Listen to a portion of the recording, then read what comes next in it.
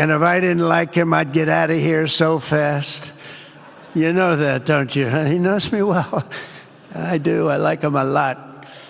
I like him too much. That's why we give so much, you know? Too much. I like you too much. Great guy. They lifted sanctions on Iran in exchange for getting nothing, and sent the regime tens of billions of dollars to fund terror and death all over the world. And they laughed at him. They laughed at our leader. And they're still laughing at our leader. They thought him a fool. And they made nothing but trouble ever since, including the funding of October 7th, one of the worst days ever in the history of the Middle East. Horrible day. Biden removed the Houthis from the list of foreign terrorist organizations, even while missiles and drones were being launched right here at your beautiful city of Riyadh, and launched at ships if they happened to be sailing in the wrong location.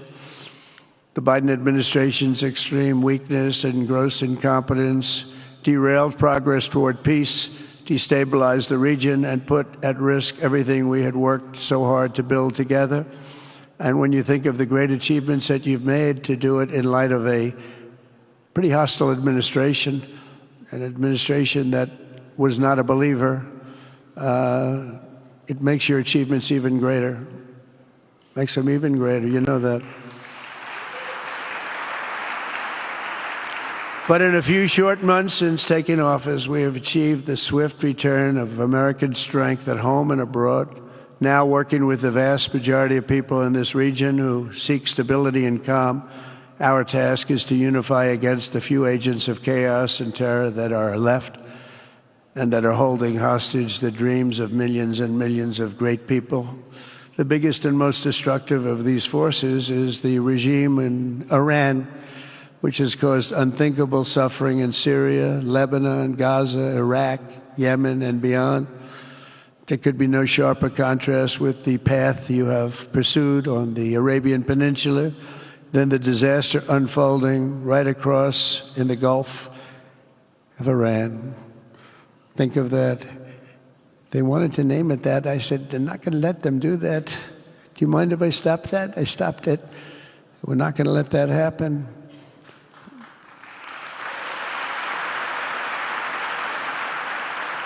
While you have been constructing the world's tallest skyscrapers in Jeddah and Dubai, Tehran's 1979 landmarks are collapsing into rubble and dust. They had it going for a little while under a much different system, but those buildings are largely falling apart, falling down, while you're building some of the world's biggest and most incredible infrastructure projects, buildings, all sorts of things you're building that nobody's ever even seen before.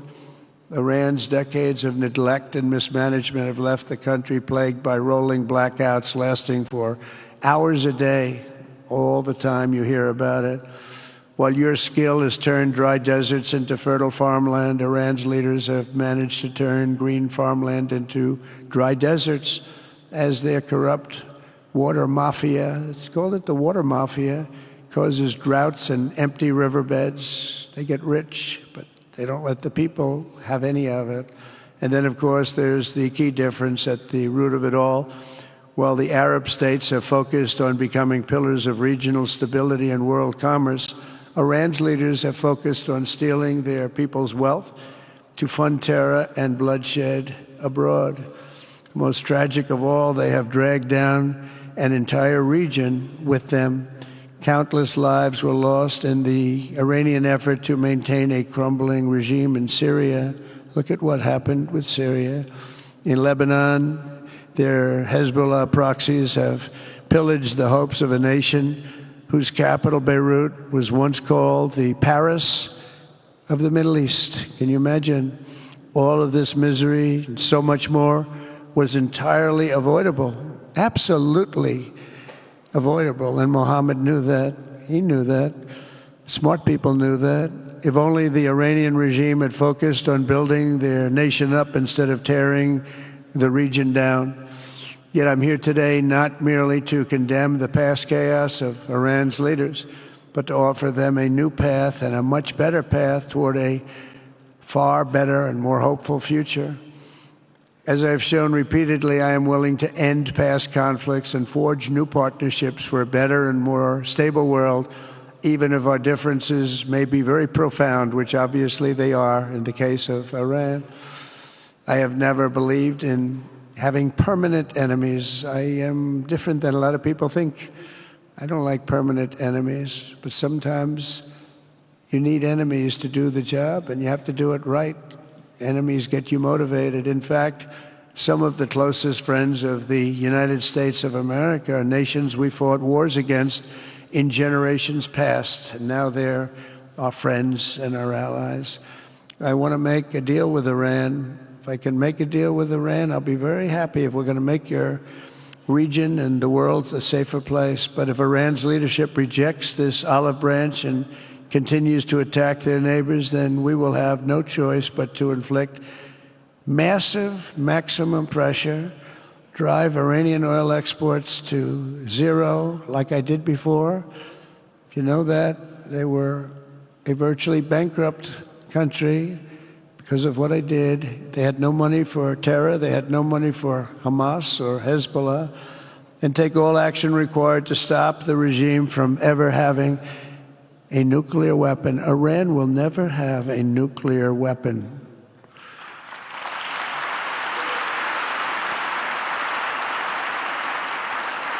But with that said, Iran can have a much brighter future, but will never allow America and its allies to be threatened with terrorism or nuclear attack.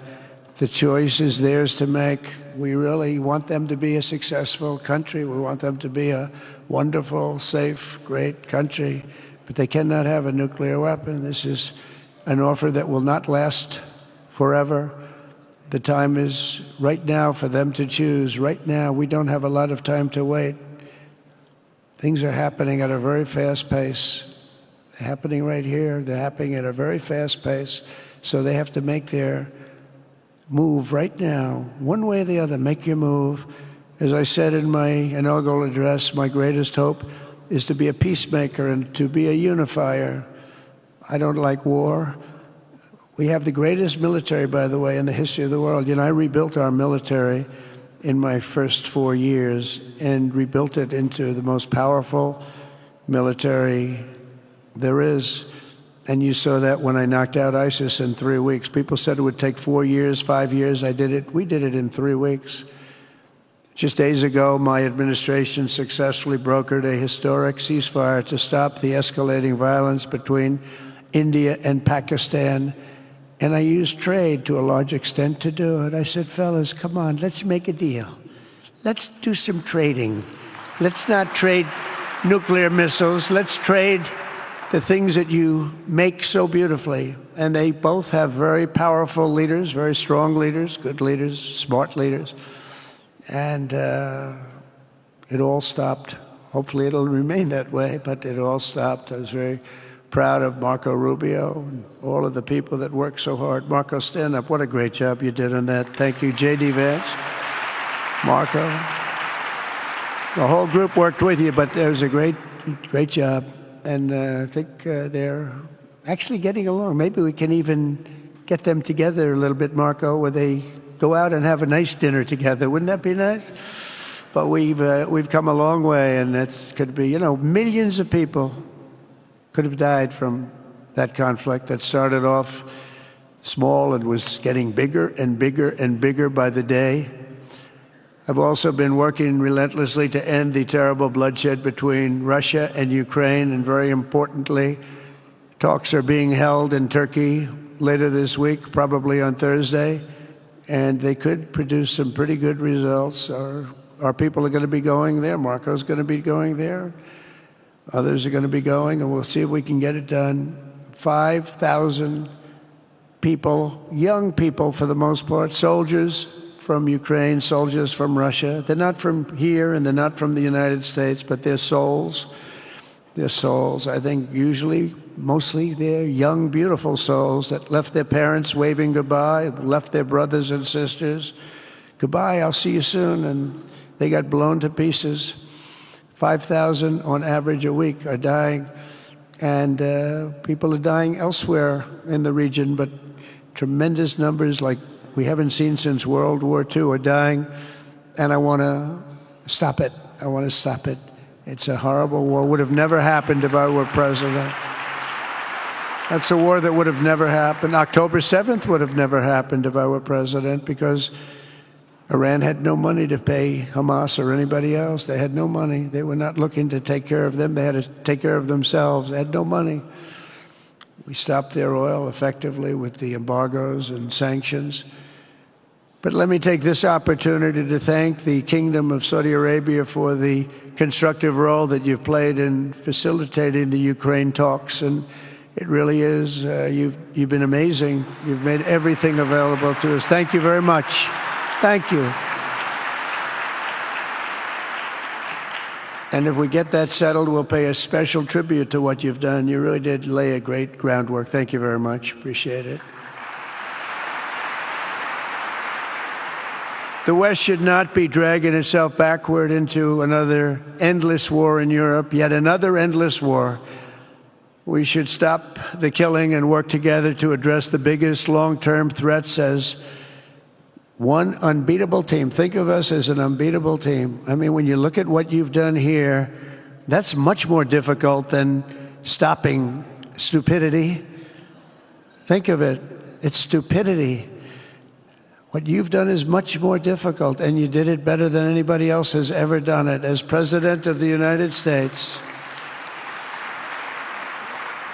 my preference will always be for peace and partnership whenever those outcomes can be achieved. Always. It's always going to be that way. Only a fool would think otherwise.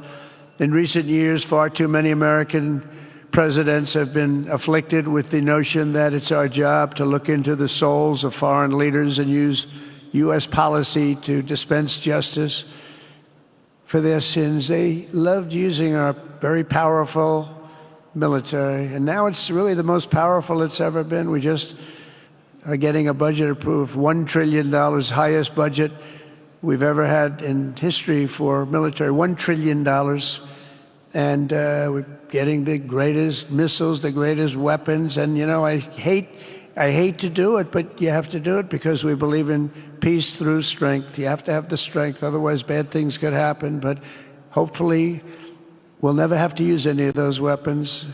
Seems to be an awfully big waste of money if you're never going to use them, but hopefully we'll never have to use them, because the destructive power of some of those weapons are like nobody's seen before.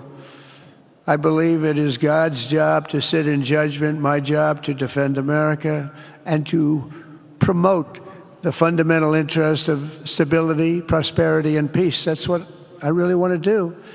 I will never hesitate to wield American power if it's necessary to defend the United States or to help defend our allies.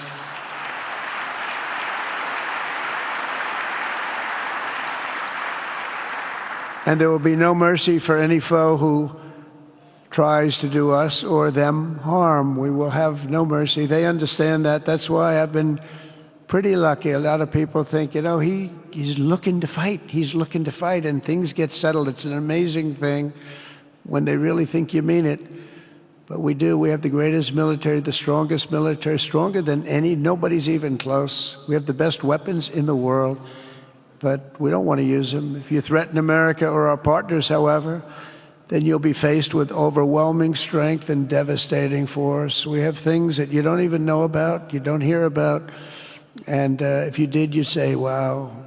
In recent weeks, following repeated attacks on American ships and freedom of navigation in the Red Sea, the United States military launched more than 1,100 strikes on the Houthis in Yemen.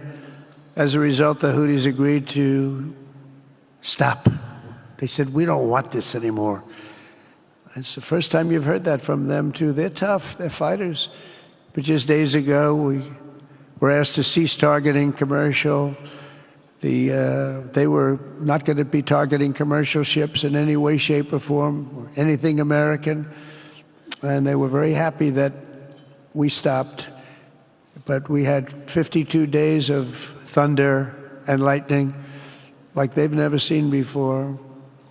This was a swift, ferocious, decisive, and extremely successful use of military force. Not that we wanted to do it, but they were shooting down ships. They were shooting at you. They were shooting at Saudi Arabia. We don't want them shooting at Saudi Arabia, if that's okay. So we hit them hard. We got what we came for, and then we got out.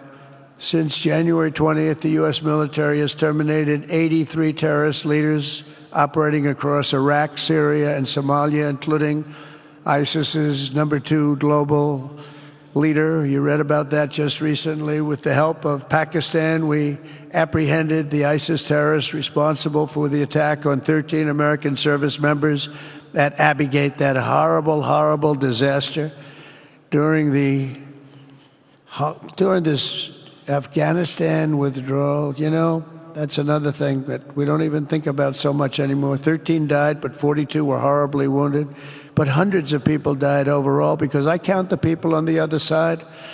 Hundreds of people just grossly incompetent.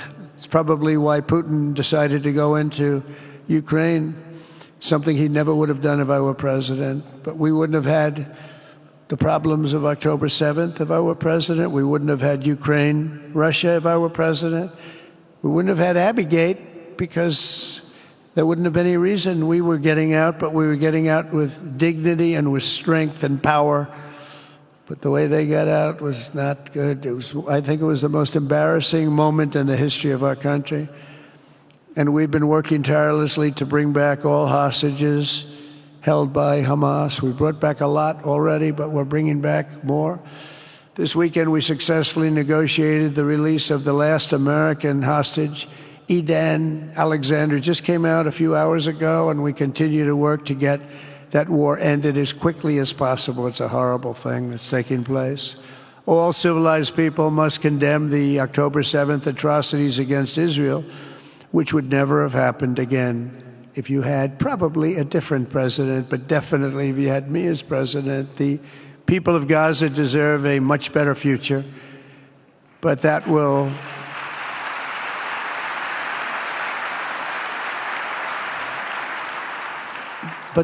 or can not occur as long as their leaders choose to kidnap, torture, and target innocent men, women, and children for political ends. The way those people are treated in Gaza, there's not a place in the world where people are treated so badly. It's horrible.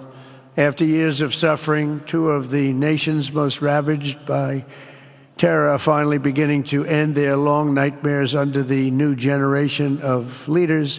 In Lebanon, where a friend of mine has just become the ambassador. He's going to be great. I said, you know, that could be a very dangerous job. He said, I was born there. I'm Lebanese. I love that country.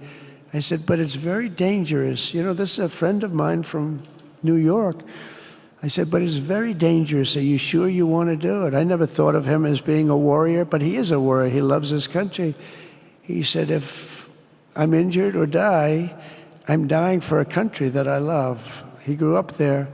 It's horrible what's happened in Lebanon, but you have a great ambassador, I can tell you that. In Lebanon, which has been endlessly victimized by Hezbollah and their sponsor, Iran, a new president and prime minister brought the first real chance in decades for a more productive partnership with the United States, and we're going to work with their new ambassador and everybody else, Marco, and we're going to see if we can really help them out and let them get over that very high grid that they're going to have to get over.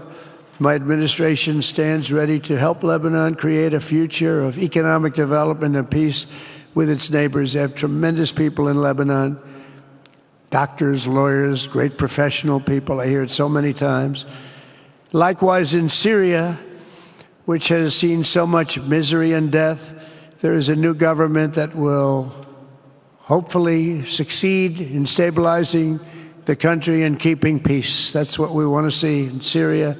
They've had their share of travesty, war, killing, many years. That's why my administration has already taken the first steps toward restoring normal relations between the United States and Syria for the first time in more than a decade. And I'm very pleased to announce that Secretary Marco Rubio will be meeting with the new Syrian foreign minister in Turkey later this week. And very importantly, after discussing the situation in Syria with the Crown Prince, your Crown Prince,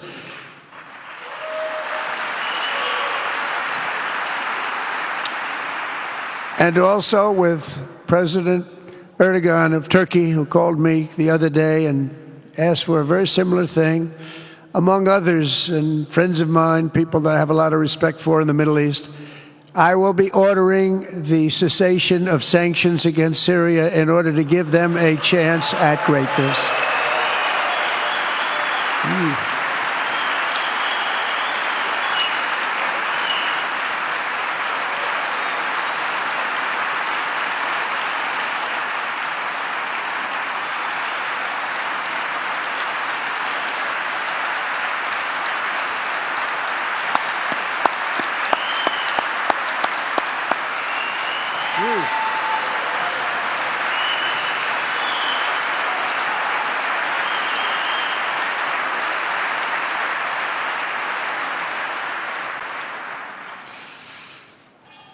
Oh, what I do for the Crown Prince. The sanctions were brutal and crippling and served as an important, really an important function, nevertheless, at the time. But now it's their time to shine. It's their time to shine. We're taking them all off, and they're going to have, I think they're going to have, based on the people and the spirit and everything else that I'm hearing about. So I say, good luck, Syria. Show us something very special like they've done, frankly, in Saudi Arabia. Okay? They're going to show us something special. Very good people. Everywhere we can, my administration is pursuing peaceful engagement, offering a strong and steady hand of friendship to all that will take it in good faith.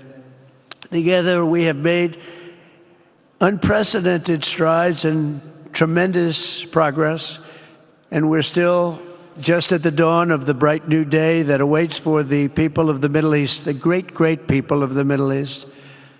If the responsible nations of this region seize this moment, put aside your differences and focus on the interests that unite you, then all of humanity will soon be amazed at what they will see right here in this geographic center of the world. It really is. It's like a center of the world and the spiritual heart of its greatest faiths.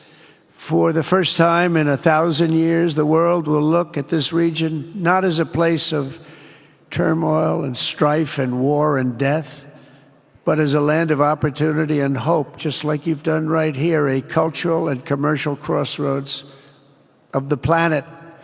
Security and stability will lift millions into lives of safety and success, and the nations of this region will be free to realize your highest destinies, honor your proud histories, harness amazing new opportunities, and bring incredible glory to Almighty God.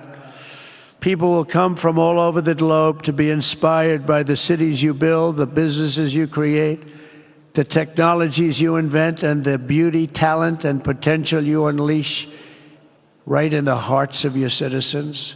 Each of you will be able to take tremendous pride in the legacy you will leave to your children, because you will have given them the ultimate blessings of prosperity and peace. So important. In the United States, we've launched the golden age of America. It's the golden age. We see it. We see it with all that money, trillions and trillions of dollars pouring in, hundreds of thousands of jobs coming in with it.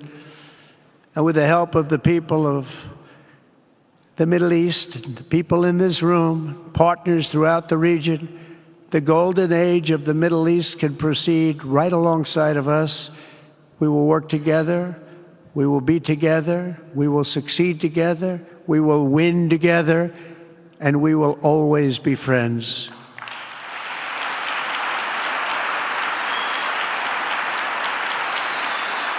Thank you.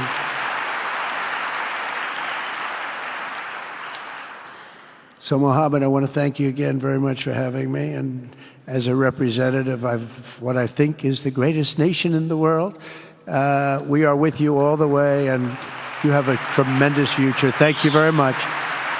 And please pay my respects to your father. Thank you very much. Thank you.